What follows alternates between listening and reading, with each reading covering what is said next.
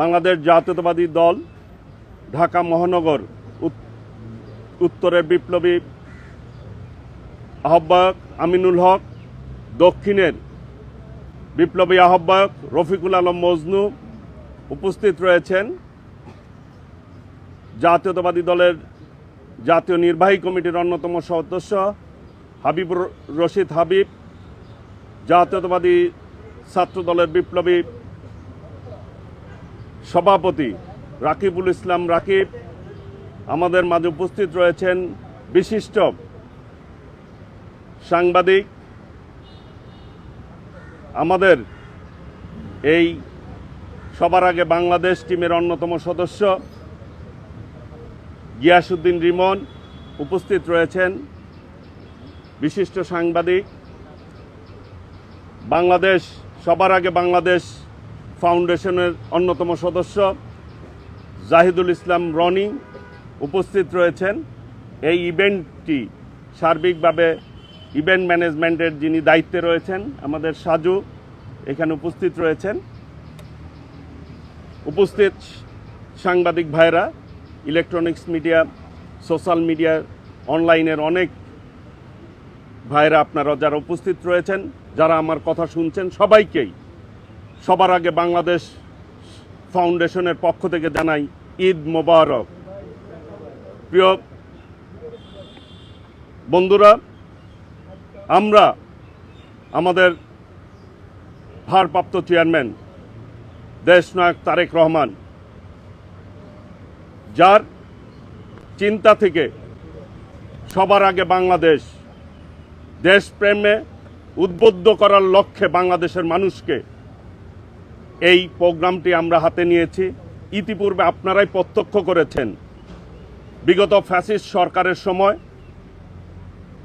হিন্দি শিল্পীদেরকে এনে বাংলাদেশের বিভিন্ন অনুষ্ঠান করানো হতো জাতীয় দিবসগুলিতে।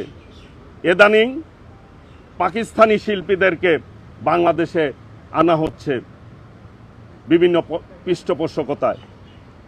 আমরা মনে করি ৩০ লক্ষ শহীদের রক্তের বিনিময়ে অর্জিত এই বাংলাদেশ, শহীদ রাষ্ট্রপতি জিয়াউর রহমানের ঘোষণার মধ্য দিয়ে অর্জিত এই বাংলাদেশ, ২ লক্ষ মা বোনের ইজ্জতের বিনিময়ে এই বাংলাদেশকেই আমরা বুকে ধারণ করতে চাই।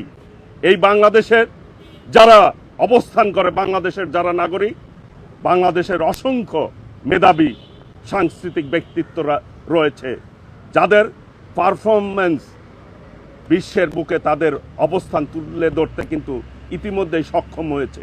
কিন্তু দুঃখের বিষয়, বিগত দিনগুলিতে এদেরকে পারফর্ম করার মতো সুযোগ বা পরিবেশ ফ্যাসিস্ট সরকারও করে দেয় নাই। ইদানিং যারা রয়েছেন তারাও কিন্তু এদেরকে পারফরমেন্স করার মতো পরিবেশ করে দেয় নাই। আমরা মনে করি বাংলাদেশকে আমাদেরকে জাগ্রত করতে হবে, বাংলাদেশকে আমাদেরকে প্রথমে তুলে ধরতে হবে। সকলকে মিলেই এই দেশটিকে আমরা এগিয়ে নিয়ে যাব। এই চিন্তা থেকেই বাংলাদেশের যে শিল্পীবৃন্দ আছে তাদেরকে ব্যান্ডিং করার জন্যই মূলত জাতীয় দিবস উপলক্ষে আপনারা দেখেছেন গত 16ই ডিসেম্বর বিজয় দিবস উপলক্ষে সবার আগে বাংলাদেশ এই ফাউন্ডেশনের পক্ষ থেকে আমরা এইখানে মানিক মিয়াতে আমরা প্রোগ্রাম করেছিলাম। আপনারা সেটি ব্রডকাস্ট করেছেন, অনেকেই মিডিয়া পার্টনার ছিলেন, লাইভ করেছেন, সারা বাংলাদেশের মানুষ প্রত্যক্ষ করেছে এবং সবাই সাধুবাদ জানিয়েছেন। ওই দিনই আমরা ঘোষণা দিয়েছিলাম আবার 26শে মার্চ স্বাধীনতা দিবস উপলক্ষে সবার আগে বাংলাদেশ নিয়ে আমরা আপনাদের সামনে হাজির হব।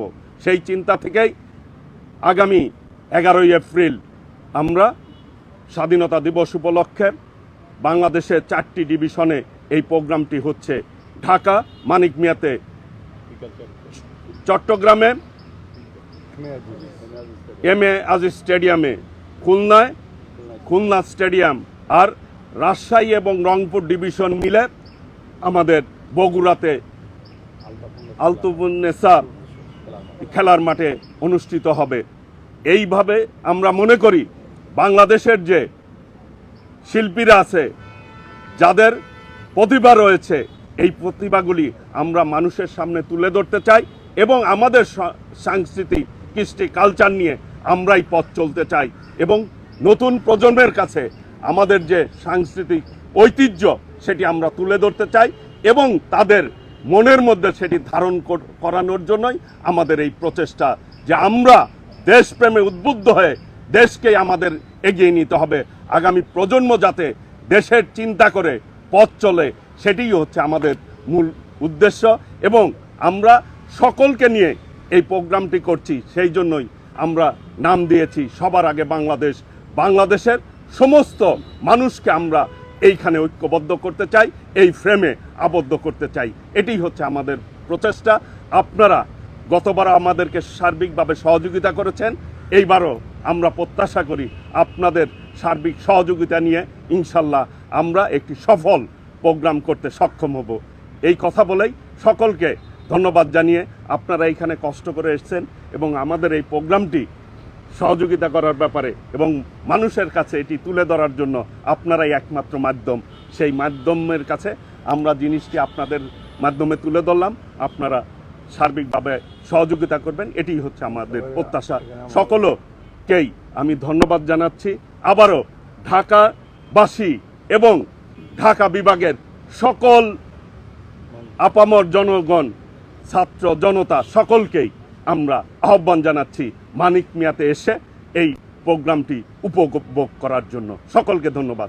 আসসালামু আলাইকুম রহমতুল্লাহ।